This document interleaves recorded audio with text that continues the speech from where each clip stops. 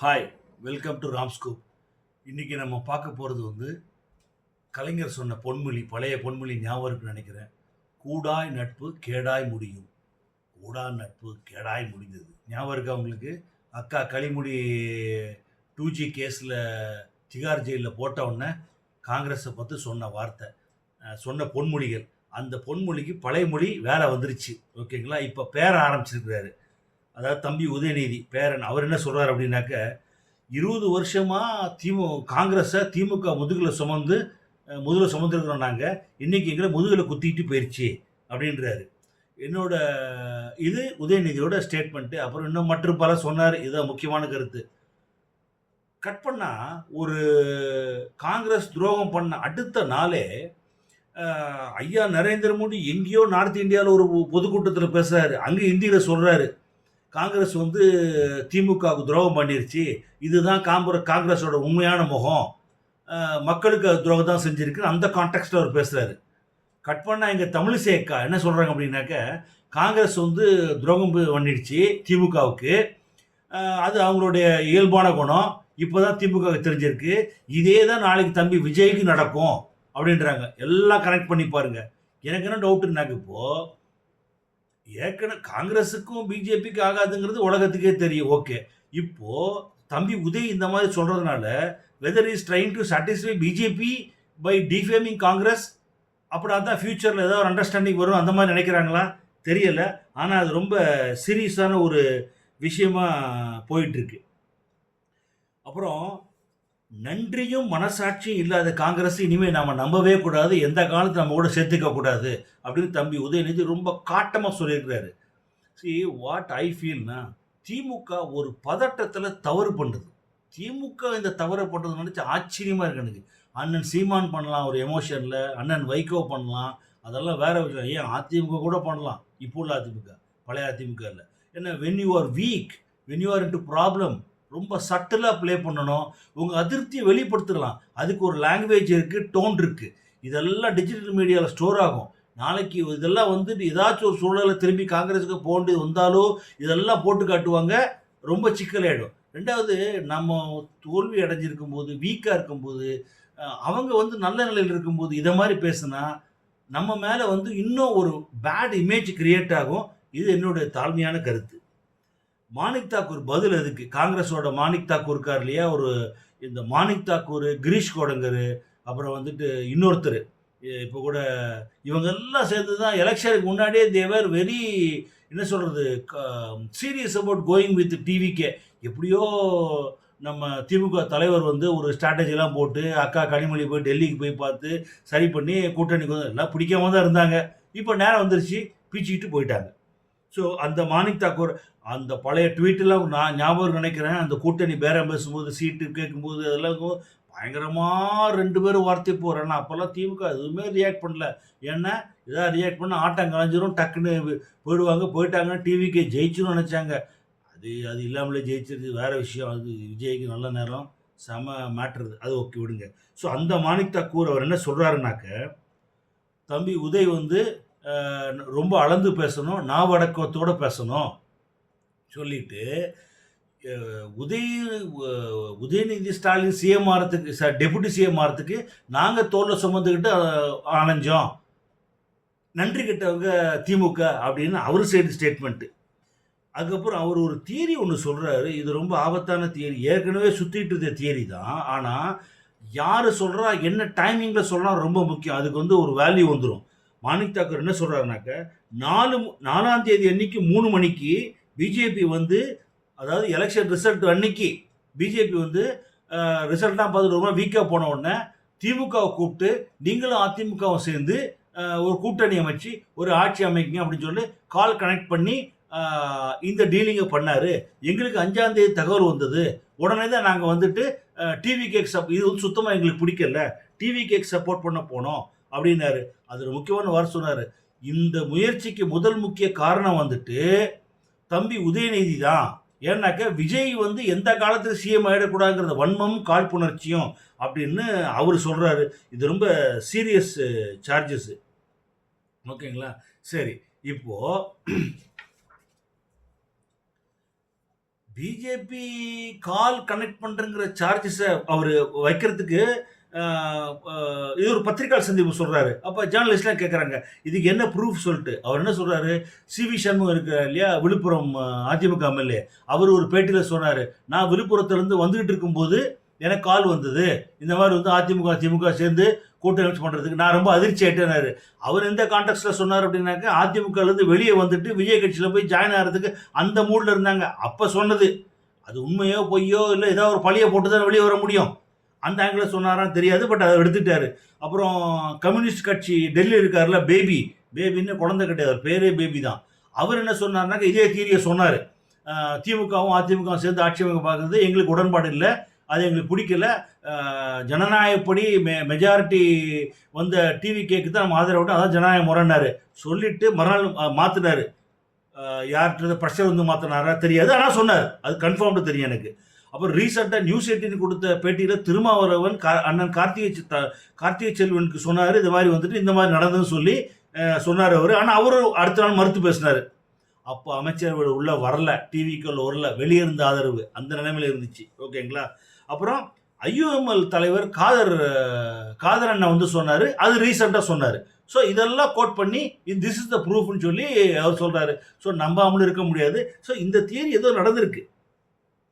அப்புறம் மாணிக் தாக்கூர் என்ன சொல்கிறாருன்னா, மாணிக் தாக்கூர் ஒரு அருமையான ஒரு வேலையை பண்ணுறாரு இந்த இடத்துல. அவர் சொல்கிறத வச்சு பார்க்கும்போது ஒரே ஸ்ட்ரோக்கில் பிஜேபி, ஏடிஎம்கே, டிஎம்கே இமேஜை டோட்டலாக டார்னிஷ் பண்ணி ரொம்ப கேவலப்படுத்தி கொச்சப்படுத்துறாரு.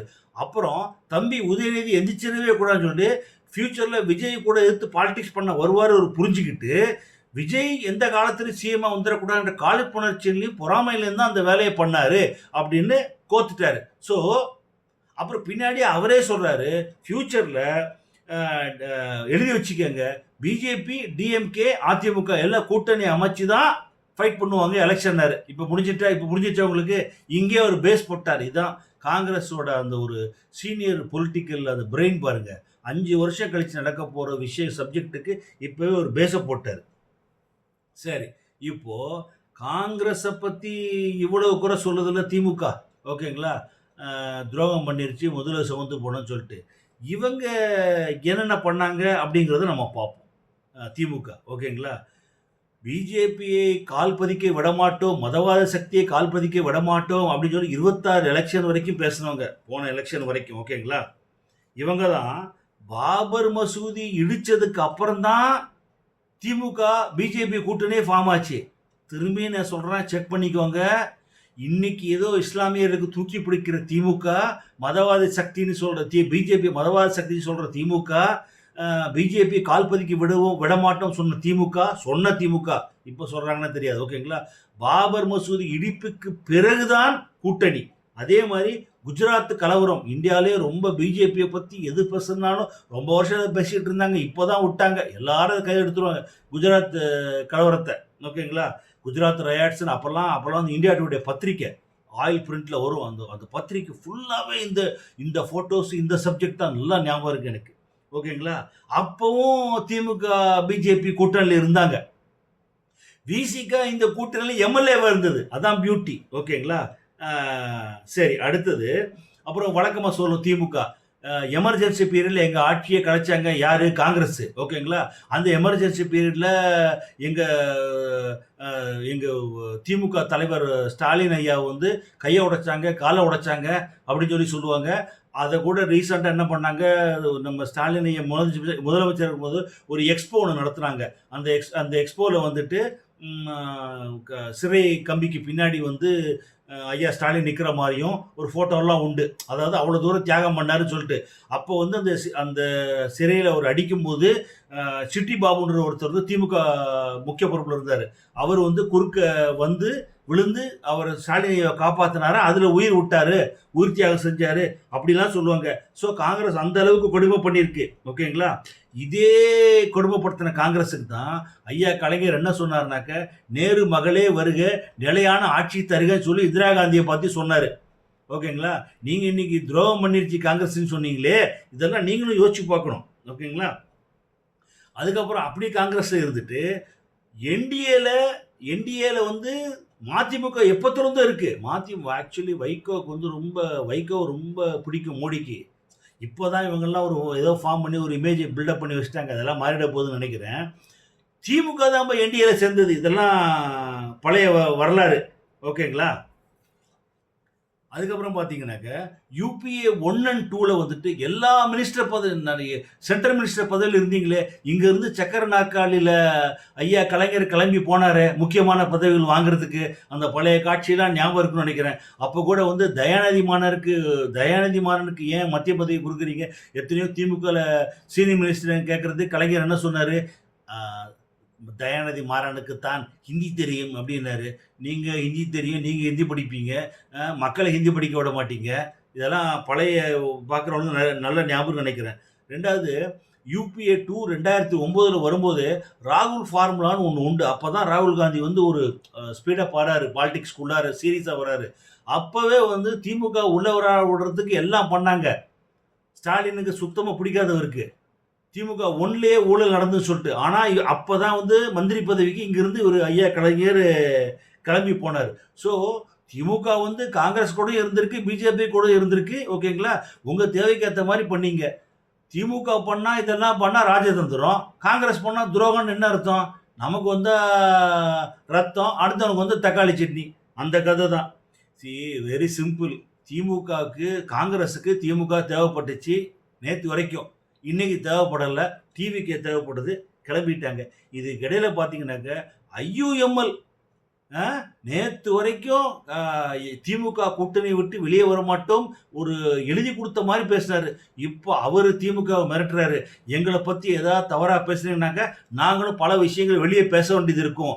அவர் எதை மீன் பண்ணுறாரு நான் நினைக்கிறேன் அப்படின்னாக்க, இந்த அதிமுக திமுக சேர்ந்து அண்ணன் எடப்பாடியே சிஎம் ஆக்கணும்னு சொல்லி ஒரு மேட்டர் ஓடிச்சு பார்த்தீங்களா? அது IUML, VCK, CBI, CPM support இல்லாமல் பேச்சுவார்த்தை நடத்தாமல் அந்த கன்க்ளூஷன் வந்திருக்க முடியாது. ஸோ அப்போ என்னெல்லாம் பேசுனாங்களோ தெரியாது நமக்கு. அதெல்லாம் வெளியே சொல்லிடுவா. இப்போ மாணிக் தாகூர் சொல்கிறார் இல்லையா, அது மாதிரி சொல்கிறாருன்னு நினைக்கிறேன். எனிகோ ஒரு விஷயம் நடந்திருக்குங்க. தம்பி விஜய் ஜெயிச்சு வந்ததுனால எல்லாரோட அக்லி ஃபேஸும் பாலிடிக்ஸில் இப்படிலாம் பண்ண முடியுமாங்கிறது வெளியே வந்திருக்கு. நீங்கள் ரேண்டமாக பாருங்களேன். இந்த திமுக அதிமுக சேர்ந்து ஆட்சி அமைக்கிறது, அப்புறம் அண்ணன் திருமாவளவன் பேக்டோர்லேருந்து சப்போர்ட் பண்ணுறது, அது மூலியமாக தலித்துக்கு நாங்கள் செஞ்சுட்டோம் ஒரு பேரை வாங்கலாம்னு நினச்சது, அப்புறம் சூப்பர் ஸ்டார் ரஜினிகாந்த் பிஜேபி சொல்லி தான் தூது போனார்னு சொல்கிறது, அப்புறம் பிஜேபி தான் இந்த வேலையெல்லாம் ஹெட் ஆஃப் த டிபார்ட்மெண்ட்டாக பண்ணிச்சு சொல்கிறது, அப்புறம் அண்ணன் கமல் ஓடி போய் தம்பி விஜயை பார்த்தது. ஸோ தம்பி விஜய் அப்புறம் சிவி சண்முகன் கேமு சண்டை போட்டு வெளியே வந்தது. எல்லா டர்ட்டி கேமும் வெளியே வந்துருச்சு.